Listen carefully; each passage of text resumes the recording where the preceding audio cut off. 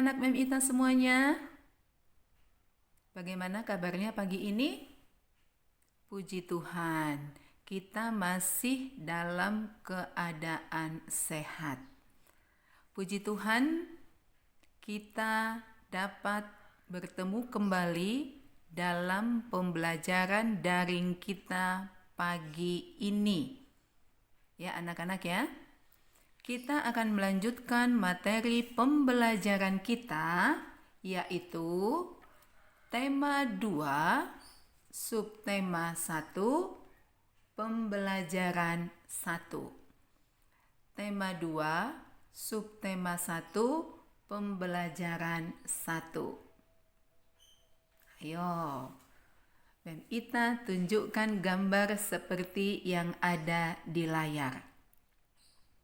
Kalau Mem Ita ajak anak-anak Mem ke tempat seperti pada gambar, kira-kira apa yang anak-anak rasakan? Senang, bahagia, apalagi? Kenapa senang? Kenapa bahagia diajak ke tempat seperti pada gambar? Wah, pepohonannya banyak, Mem. Betul. Rumput-rumputnya hijau. Betul. Kenapa senang? Iya, betul sekali. Udaranya segar. Udaranya bersih. Dari mana anak-anak Mem Ita tahu kalau udara seperti pada gambar itu bersih dan segar? Iya, betul sekali. Karena masih terdapat banyak pepohonan. Nah, anak-anak, materi kita di tema 2 ini adalah udara bersih bagi kesehatan. Adapun tujuan pembelajaran kita saat ini adalah anak-anak dapat memahami alat pernapasan pada hewan. Kalau di tema 1, tujuan pembelajaran kita secara garis besar adalah anak-anak dapat memahami alat gerak pada manusia dan hewan. Betul. Hebat anak-anak Mem, berarti masih ingat pembelajaran kita walaupun sudah kita lewati. Di tema 2 kali ini, tujuan pembelajarannya adalah memahami alat pernapasan hewan. Mem Ita kembali kasih gambar. Gambar apa ini ya? Aduh Mem Ita, itu gambar apa sih? Ini adalah lingkungan pabrik yang memiliki cerobong-cerobong asap, dan dari cerobong itu keluar asap yang sangat banyak yang berwarna hitam. Ya, pertanyaan Mem Ita. Apa yang terjadi kalau kita bernapas di tempat yang seperti ini? Nah, betul, sesak. Kenapa sesak? Karena udaranya kotor, Mem. Anak-anak tahu dari mana ini udaranya kotor? Kan itu banyak asap-asap yang merupakan hasil dari pabrik, Mem. Betul sekali. Ya, bagaimana dengan ini? Wah, kalau gambar yang di bawah, enak, Mem. Enak bernapasnya, nyaman, udaranya segar. Kenapa? Masih banyak pohon-pohon yang hijau, banyak rumput-rumput yang hijau. Terus, kalau disuruh memilih, anak-anak pilih yang mana? Bernapas di tempat seperti pada gambar yang atas atau pada gambar yang bawah? Wah, pastinya kita semua memilih di tempat yang seperti gambar yang di bawah. Kenapa? Karena udaranya masih bersih. Udara yang bersih akan membuat kita bernapas dengan nyaman. Oke, kita next ya. Gambar apa ini? Meong. Kucing, ya. Mem Ita tunjukkan ada beberapa gambar kucing. Di antara anak-anak Mem Ita, siapa ya yang suka kucing? Kenapa suka kucing? Lucu, imut, apa? gemes. Ya kan? Sekarang, kalau anak-anak suka sama kucing, Mem Ita mau tanya, kucing termasuk hewan apa ya? Ayo yang suka kucing.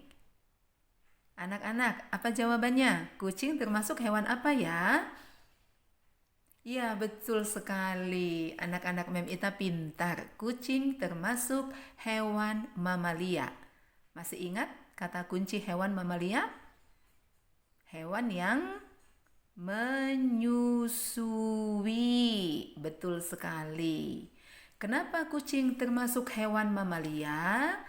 Karena kucing berkembang biak, bertambah banyak dengan cara melahirkan dan menyusui. Paham ya anak-anak ya? Oke. Proses pernapasan hewan mamalia. Kita akan lihat. Tadi contoh yang memberikan adalah kucing. Proses pernapasan pada hewan mamalia dimulai dari rongga hidung. Yang kedua, faring. Yang ketiga, trakea. Yang keempat, bronkus. Yang kelima, paru-paru. Mari kita ulangi bersama-sama. Proses pernapasan pada hewan mamalia. 1. Rongga hidung. 2. Faring. 3. Trakea. 4. Bronkus. 5. Paru-paru. Mari kita lihat gambarnya. Ini adalah gambar kucing. Saat kucing yang termasuk hewan mamalia ini bernapas, maka udara akan dihirup melalui hidung. Ya, maka udara akan dihirup melalui hidung atau rongga hidung, kemudian masuk ke faring, dari faring ke trakea, dari trakea ke bronkus, dari bronkus ke paru-paru. Ini paru-paru ya. Kita ulangi sekali lagi. Dari hidung, faring, trakea, bronkus, paru-paru. Nah, nanti di paru-paru ini, Mem Ita mulai dulu dari sini ya. Bronkus. Bronkus itu adalah batang tenggorokan. Batang tenggorokan. Dia memiliki cabang, dia punya cabang-cabang nih. Ini adalah bronkus ya, ini adalah batangnya. Dia punya cabang-cabang, ini namanya adalah bronkeolus atau bronkiolus. Di ujung bronkiolus ini, di ujungnya ini ada namanya alveolus atau alveolus. Alveolus, yaitu alveolus ini adalah ujung bronkeolus yang menjadi tempat pertukaran oksigen dan karbon dioksida. Ayo kita ulangi sekali lagi. Konsentrasi. Proses pernapasan pada hewan mamalia dimulai dari hidung atau rongga hidung, kemudian ke faring, faring trakea, trakea bronkus, bronkus paru-paru. Ya, jadi bronkus ini adalah batang. Nih, batang. Ya, batang yang memiliki cabang. Cabang bronkus namanya bronkeolus.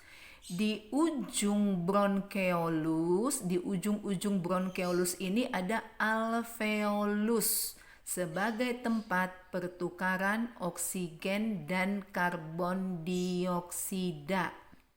Paham ya anak-anak Mem ya? Oke, kita next. Saat hewan mamalia menarik napas, maka diafragma dan otot tulang akan berkontraksi sehingga rongga dada mengembang. Saat hewan mamalia menarik napas, maka diafragma dan otot tulang rusuk akan berkontraksi. Berkontraksi itu menguncup, mengembang, menguncup, mengembang, menguncup, mengembang. Jadi kalau kita bernapas, Kita bisa merasakan seolah-olah dada kita itu naik dan turun. Naik dan turun. Sebenarnya bukan dada kita yang naik dan turun, tetapi paru-paru kita yang mengembang, mengempis. Mengembang, mengempis. Saat menarik napas, paru-paru mengembang. Sehingga rongga dada kita kelihatannya mengembang. Saat napas dihembuskan, maka nanti kelihatannya rongga dada kita kembali mengempis. Ya, kita lanjut dulu. Diafragma itu apa? Diafragma adalah otot utama yang digunakan dalam proses menarik dan mengeluarkan napas. Diafragma adalah otot yang digunakan dalam menarik dan mengeluarkan napas. Nah, rongga dada yang mengembang, ya, saat kita bernapas, rongga dada kita mengembang. Jadi kelihatannya sepertinya rongga dada kita naik. Rongga dada yang mengembang akan membuat tekanan dalam rongga dada berkurang, sehingga udara yang dihirup melalui hidung akan masuk ke paru-paru sehingga paru-paru kita mengembang. Ulangi sekali lagi. Rongga dada yang mengembang akan membuat tekanan dalam rongga dada berkurang sehingga udara yang dihirup melalui hidung akan masuk ke paru-paru sehingga paru-paru mengembang. Kemudian, saat menghembuskan udara, ya, atau ekspirasi, otot diafragma dan tulang rusuk akan melemas. Kalau tadi dia mengembang, sekarang melemas. Karena otot diafragma dan otot tulang rusuk melemas, maka rongga dada akan mengecil. Kalau rongga dada mengecil, maka udara itu akan keluar dari paru-paru. Paham ya anak-anak ya? Oke, kita lanjutkan. Alat pernapasan hewan. Apa yang dimaksud dengan bernapas? Bernapas adalah menghirup oksigen atau O2 dan menghembuskan karbon dioksida atau CO2 dari dalam tubuh. Oksigen, karbon dioksida. Kan yang kita hirup saat bernapas udara, Mem. Betul. Ketika kita bernapas, kita menghirup udara. Udara yang kita hirup itu namanya oksigen atau O2. Setelah kita bernapas melalui lubang hidung, nanti kan ada lagi napas yang kita keluarkan kan? Ada lagi udara yang kita keluarkan kan? Betul? Udara juga. Namanya adalah karbon dioksida atau CO2. Jadi, bernapas adalah menghirup udara atau oksigen yang lambangnya adalah O2 dan menghembuskan karbon dioksida atau CO2 dari dalam tubuh. Oksigen digunakan untuk apa? Oksigen digunakan untuk menghasilkan energi atau tenaga. Yang kedua, oksigen digunakan untuk mengeluarkan karbon dioksida dan uap air yang merupakan zat sisa proses pernapasan. Mengeluarkan karbon dioksida dan uap air yang merupakan zat sisa proses pernapasan. Jadi saat oksigen itu kita hirup, ya kan?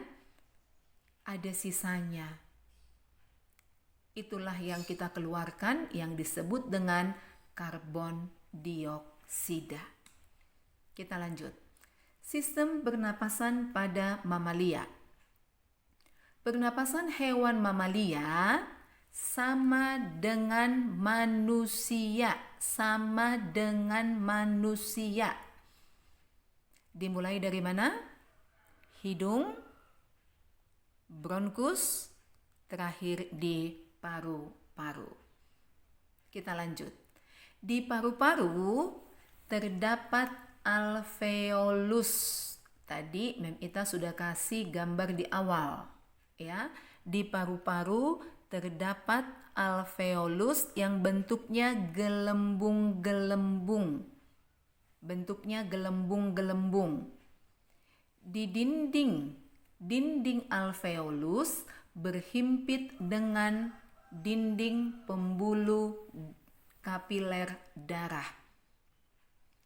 Oksigen akan masuk ke dalam kapiler darah dan karbon dioksida keluar melalui kapiler darah.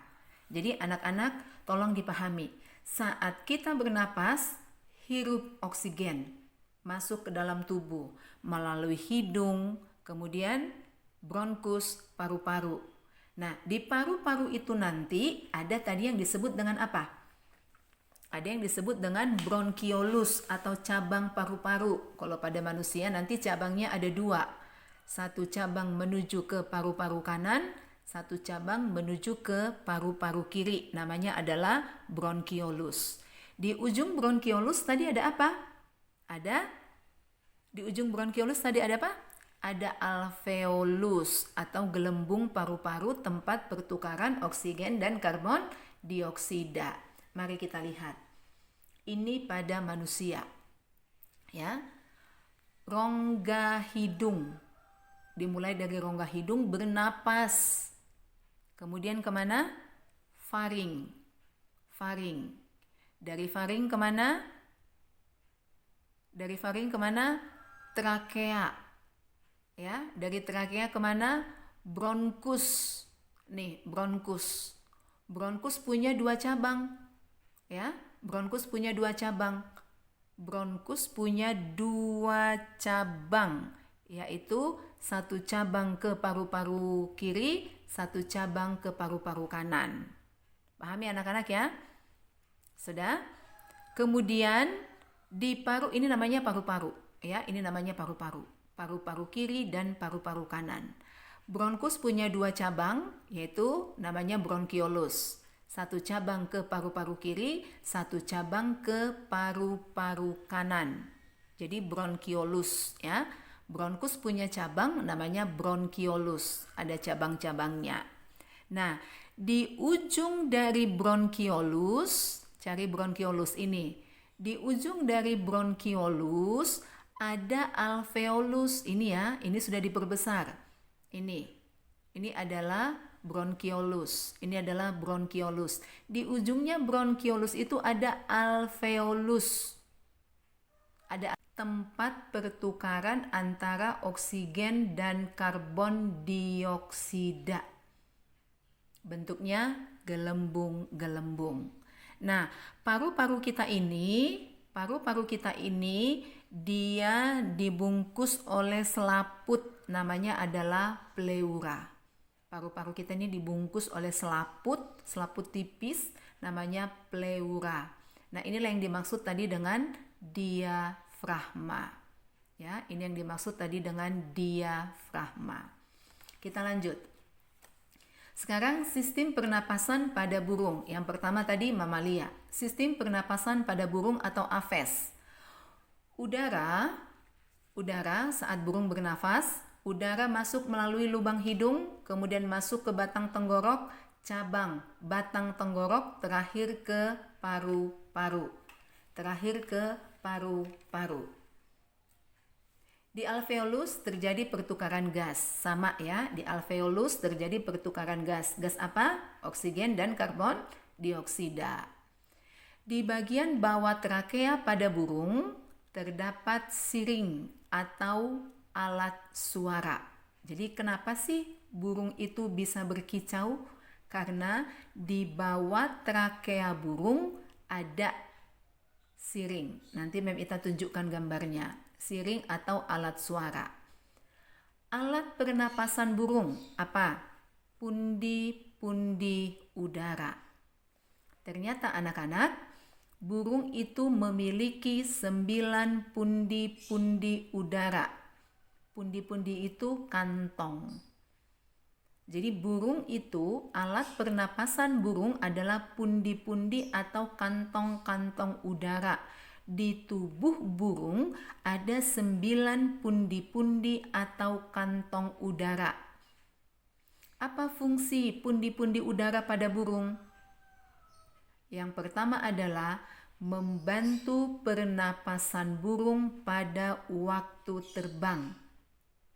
Jadi pundi-pundi udara inilah yang membantu pernapasan burung pada waktu terbang. Yang kedua, mengatur berat jenis burung. Yang ketiga, pundi-pundi udara ini fungsinya adalah memperkeras suara yang dihasilkan siring. Siring tadi adalah alat suara yang posisinya berada di bawah trakea. Jika pundi-pundi udara burung terisi, jika pundi-pundi udara pada burung terisi, maka berat tubuh burung akan menurun atau ringan sehingga burung mudah terbang. Jadi hampir sama seperti balon. Kalau pundi-pundi atau kantung udara burung itu terisi penuh, maka burung itu akan ringan. Kalau burung merasa ringan, maka dia akan mudah terbang. Paham ya anak-anak mem ya? Jika pundi-pundi udara, ada berapa tadi? 9. Jika 9 pundi-pundi udara itu terisi, maka berat tubuh burung itu akan ringan. Tubuh burung itu akan ringan. Kalau pundi-pundi udaranya terisi, maka tubuh burung akan ringan sehingga burung mudah terbang. Tetapi, jika pundi-pundi udara kosong, maka tubuh burung akan berat sehingga burung sulit untuk terbang. Jadi Mem Ita tanya, sebelum kita lanjut, ketika pundi-pundi burung kosong, bisa diisi Mem? Bisa. Kapan diisinya? Pundi-pundi itu akan terisi saat burung hinggap. Cadangan udara, ini dia, perhatikan. Cadangan udara dalam pundi-pundi udara akan dipakai burung saat terbang. Ingat tadi, bernafas itu apa? Menghirup oksigen dan menghembuskan karbon dioksida. Jadi saat burung terbang, dia juga bernapas.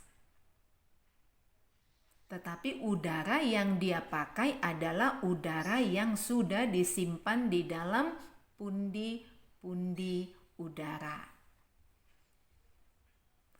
Nah, kapan diisinya? Kan nanti kalau burung terbang, burung akan memakai cadangan udara yang ada di pundi-pundi.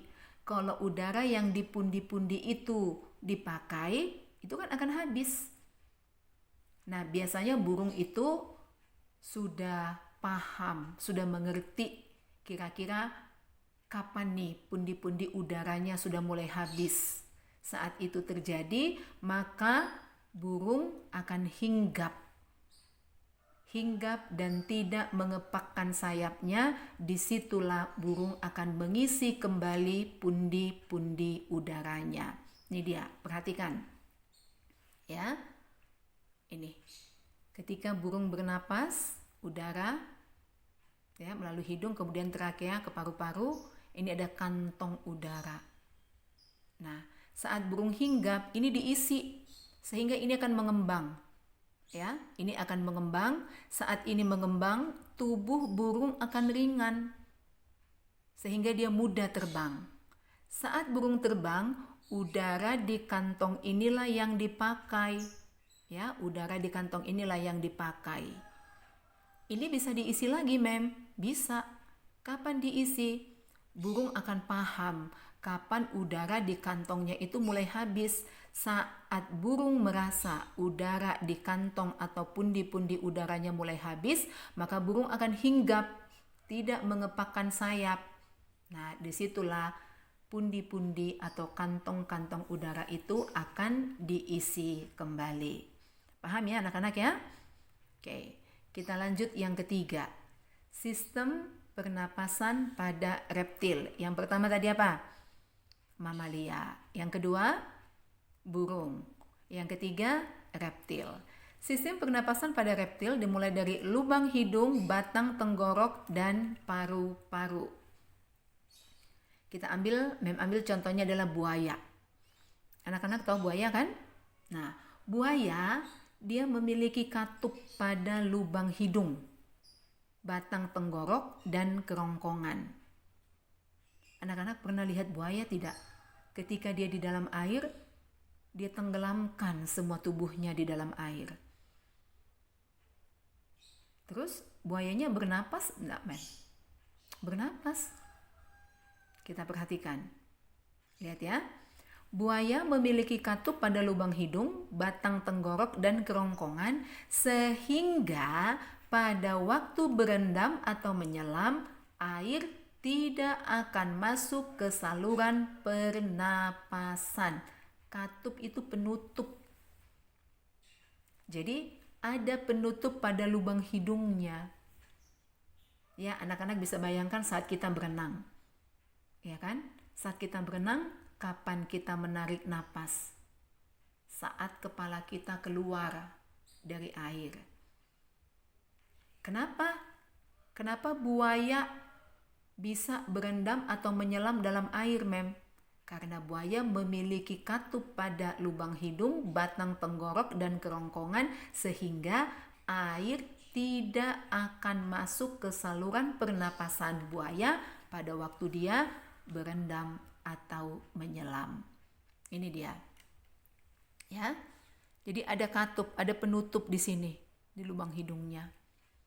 Lubang hidung, udara masuk, kemudian ke trakea, kemudian ke paru-paru. Yang keempat, sistem pernapasan pada amfibi. Katak, ambil contoh katak. Masih ingat amfibi? Amfibi. Katak, apalagi contoh yang pernah Mem kasih? Salamander. Katak adalah hewan amfibi yang mengalami perubahan bentuk tubuh atau metamorfosis. Perhatikan kata kuncinya, metamorfosis, perubahan bentuk tubuh. Ya, lihat ini. Perubahan bentuk tubuh. Kita mulai dari sini. Ya, telur akan berubah menjadi berudu. Berudu menjadi berudu yang memiliki 2 kaki, kaki depan. Kemudian berudu 2 kaki berubah menjadi berudu 4 kaki. Ya kan? Kemudian menjadi katak muda, katak dewasa. Itulah yang disebut dengan metamorfosis atau perubahan bentuk tubuh. Setelah menetas, berudu, ya, setelah menetas, berudu, ini berudu, bernapas dengan insang. Bernapas dengan insang. Setelah katak mengalami metamorfosis dan berubah menjadi katak dewasa, maka katak akan bernapas menggunakan paru-paru, kulit, dan selaput rongga mulut. Jadi ini ada keistimewaan pada katak. Saat masih berudu, bernapas dengan insang. Setelah dewasa, bernapas dengan paru-paru, kulit, dan selaput rongga mulut. Katak bernapas dengan paru-paru saat ia mengisi rongga mulutnya dengan udara. Katak bernapas dengan kulit saat ia berada di air dan darat. Tadi kan setelah dewasa, katak bernapas dengan apa saja? Paru-paru, kulit, dan selaput rongga mulut. Kapan dia bernapas dengan paru-paru? Saat mengisi rongga mulut dengan udara. Kapan bernapas dengan kulit? Saat berada di air dan darat. Perhatikan, inilah dia. Ya. Rongga mulut, rongga hidung, paru-paru, ya. Kita next. Yang kelima, sistem pernapasan ikan. Ikan bernapas dengan insang. Ikan memiliki gelembung renang. Fungsi gelembung renang adalah mengatur berat tubuh dan sebagai cadangan oksigen. Ikan bernapas dengan insang. Mungkin anak-anak sudah pernah melihat insang ikan, tapi nanti Mem akan kasih gambarnya. Ikan memiliki gelembung renang. Fungsinya apa? Mengatur berat tubuh dan sebagai cadangan oksigen. Apakah semua ikan bernapas dengan insang? Mari lihat penjelasannya. Ikan yang hidup di lumpur atau yang oksigennya rendah. Coba sebut ikan apa saja yang hidup di lumpur. Ikan gabus, ikan lele, ikan betok, ikan gurame. Memiliki alat bantu pernapasan, namanya adalah labirin. Semua ikan bernapas dengan insang, tetapi ada beberapa ikan yang memiliki alat bantu pernapasan, yaitu labirin. Ikan apa yang memiliki alat bantu pernapasan selain insang?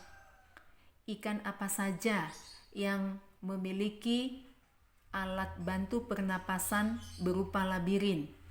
Ikan yang hidup di lumpur atau ikan yang hidup di tempat yang oksigennya rendah.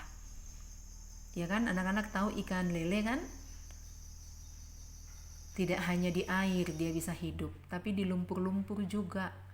Nah, itu sebabnya lele memiliki alat bantu. Selain insang, lele memiliki alat bantu pernapasan yaitu labirin.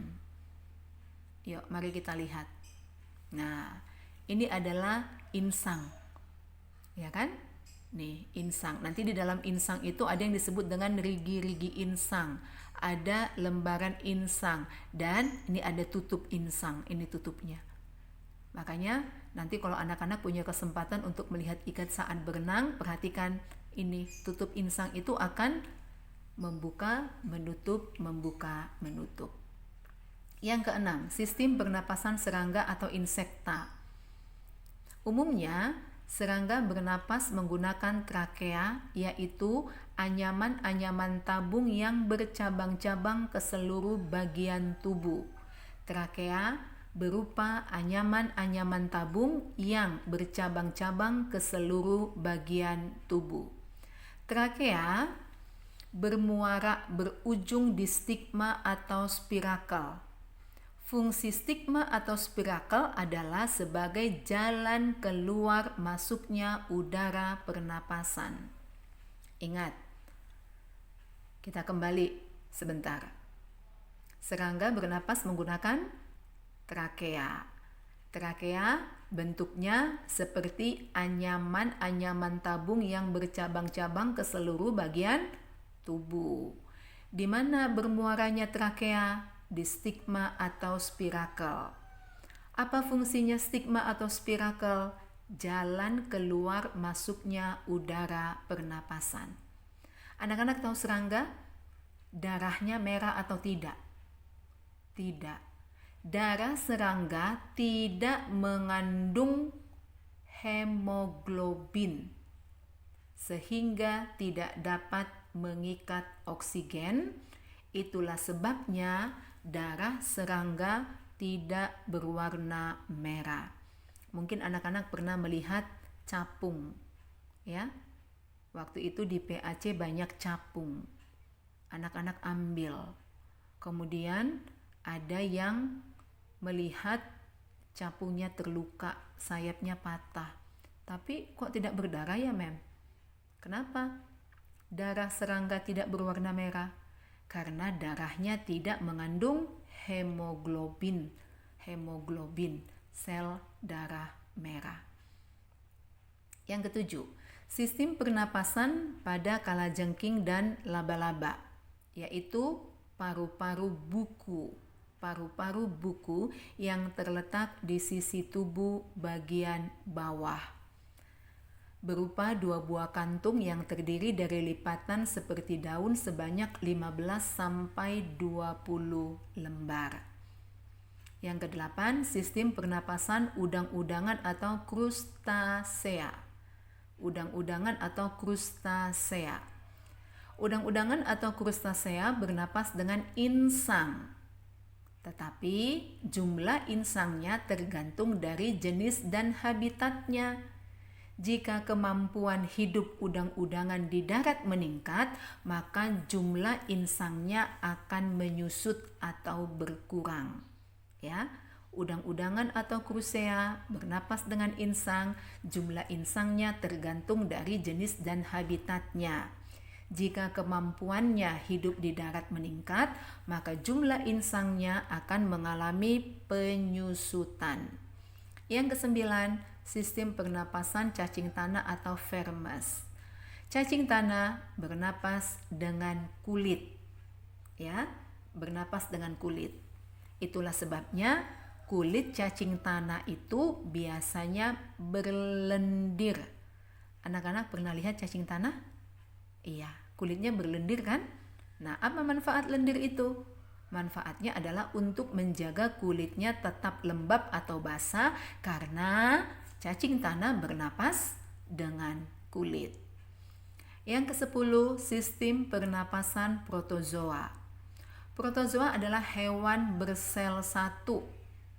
Tidak memiliki alat pernapasan yang khusus, tetapi bisa bernapas menggunakan selaput atau membran sel. Bisa bernapas menggunakan selaput atau membran sel. Nah, anak-anak Memita, kita akan mengakhiri pembelajaran kita saat ini, tetapi setiap pembelajaran pasti memiliki kesimpulan. Kesimpulannya apa? Setiap hewan memiliki alat pernapasan yang berbeda-beda sesuai dengan habitatnya masing-masing. Pagi ini kita sudah mempelajari 10 jenis hewan. Yang pertama tadi apa?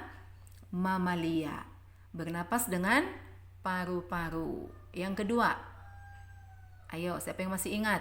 Burung, bernapas dengan pundi-pundi udara. Yang ketiga, reptil, bernapas dengan paru-paru. Yang keempat, amfibi. Ya, tadi contohnya katak, katak kecil, berudu, bernapas dengan insang. Setelah dewasa bernapas dengan paru-paru. Yang kelima, ikan, bernapas dengan insang. Tetapi ikan yang hidup di tempat yang berlumpur memiliki alat bantu pernapasan, namanya adalah labirin. Yang keenam, serangga atau insekta bernapas dengan trakea. Yang ketujuh, kalajengking laba-laba bernapas dengan paru-paru buku. Yang kedelapan, udang-udangan atau krustasea bernapas dengan insang. Insangnya akan menyusut berkurang sesuai dengan kemampuannya hidup di darat meningkat. Yang kesembilan, cacing tanah atau vermes bernapas dengan kulit. Dan yang terakhir, yang ke-10, apa tadi? Protozoa atau hewan bersel satu tidak memiliki alat pernapasan yang khusus tetapi dapat bernapas melalui atau menggunakan selaput atau membran sel. Baiklah anak-anak Mem, sampai di sini materi kita saat ini. Panjang ya materinya. Mudah-mudahan anak-anak dapat memahami penjelasan Mem Ita. Kalau ada pertanyaan bisa bertanya saat kita ada pertemuan luring. Baik anak-anak, sampai di sini pembelajaran kita. Terima kasih untuk perhatiannya. Kita akan ketemu kembali di pembelajaran berikutnya. Tuhan Yesus memberkati kita semuanya. Amin. Dadah.